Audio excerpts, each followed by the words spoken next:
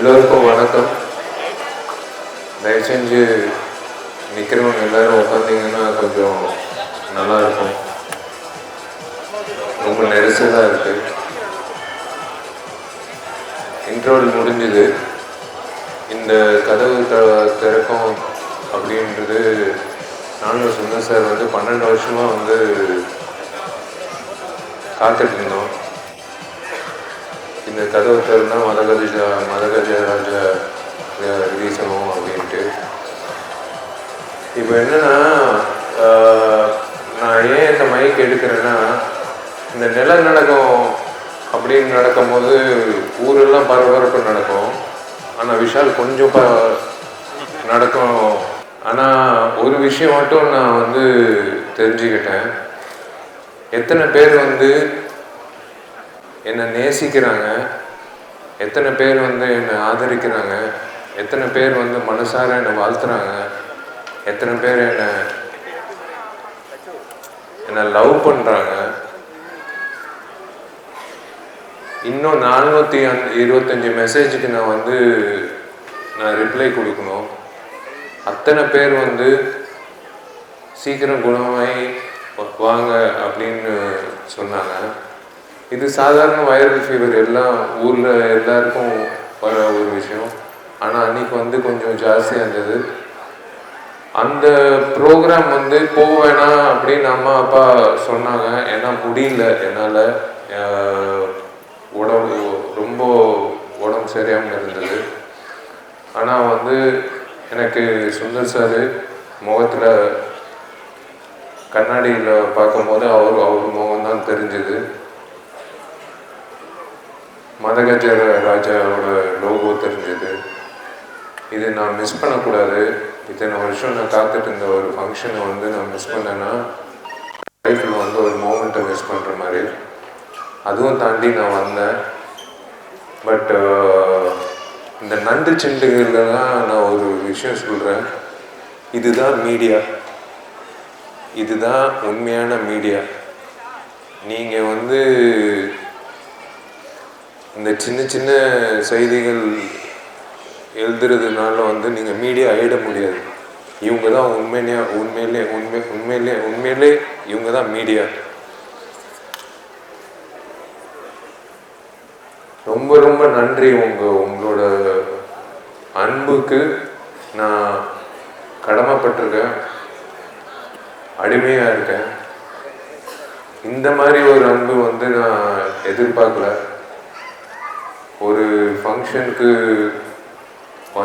போனதுக்கப்புறம் இத்தனை பேர் எனக்கு மெசேஜ் போட்டு தொலைபேசி மூலிமா எனக்கு பேசி விசாரித்து எப்படி இருக்காரு, குணமாயிட்டாரா அப்படின்ட்டு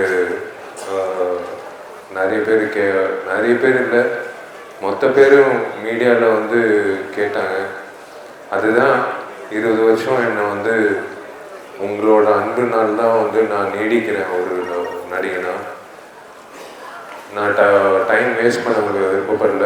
மதகஜராஜா முதல் பகுதி முடிஞ்சது. 2வது பகுதி கண்டிப்பாக உங்களுக்கு பிடிக்கும்னு நான் நம்புகிறேன். இன்னும் நிறைய இருக்குது சுவாரஸ்யங்கள் 2வது பகுதியில். நிறைய பேர் நான் அப்போலோ ஹாஸ்பிட்டலில் அட்மிட் ஆகிட்டேன்னு. அப்போலோ ஹாஸ்பிட்டல்லாம் இல்லை, காவேரி ஹாஸ்பிட்டலில் தான் அட்மிட்டு ஆனன்னு கூட நினச்சிக்காதீங்க. எந்த ஹாஸ்பிட்டலும் நான் அட்மிட் ஆகலை. நான் சரியாயிட்டேன். ப்ராப்பராக நான் பேக் ஆன் ட்ராக். அதான் மார்க்கண்டில் சொல்கிற மாதிரி, நான் விழுவேன்னு பார்த்தியா, விழவும் மாட்டேன்.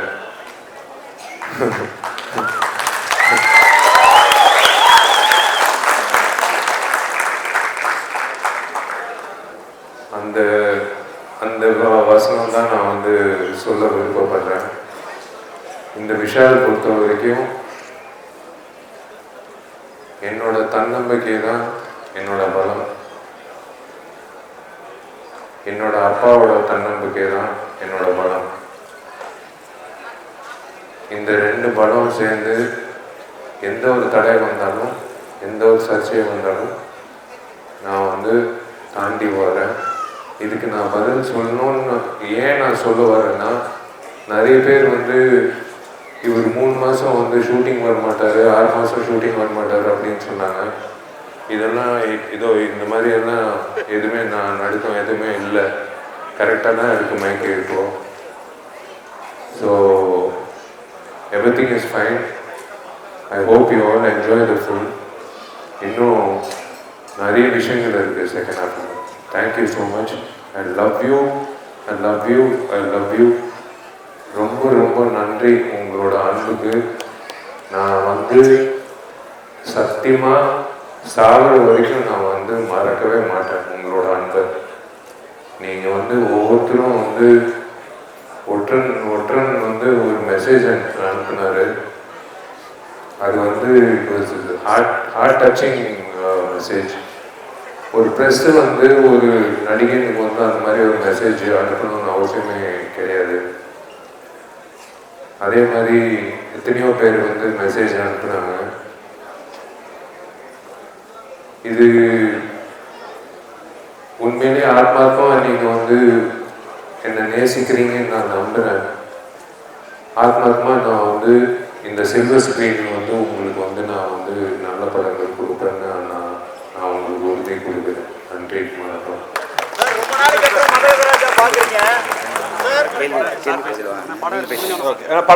படம் முடிஞ்சோடனே கேள்வி வச்சுக்கோங்க. இப்போ இல்லை இன்னைக்கு நானும் விஷயம் சத்யம் தேட்டர் கதவு திறக்கும் போது அவர் வார்த்தை சொன்னாரு, இந்த ஒரு நிகழ்வுக்காக 13 வருஷமா காத்துட்டு உண்மை எனக்கு அவருக்கு வந்து ஒரு சந்தோஷமான நிகழ்வு. இப்போ இன்டர்வியூ வேலை சந்தித்து வரும்போது மீடியா பத்திரிகை சகோதரர்கள் எல்லாருமே வந்து ரொம்ப ரசிச்சு பார்த்தா சொன்னாங்க. அதை கேட்கும்போது எனக்கு ஒரு ஆனந்த கண்ணீர் தான் வந்துச்சு. செகண்ட் ஹாஃபும் உங்களுக்கு பிடிக்கிற மாதிரி இருக்குன்னு நான் நம்புகிறேன். படம் பார்த்துட்டு நம்ம பேசுவோம். உங்கள் அன்புக்கும் ஆதரவுக்கும் நன்றி. என்னோட நண்பர்கள், நான் ஃபேன்ஸுன்னு என்றைக்குமே நான் சொன்னதே கிடையாது. என்னோட நண்பர்களுக்கு நான் நன்றி தெரிவிச்சுக்கிறேன்.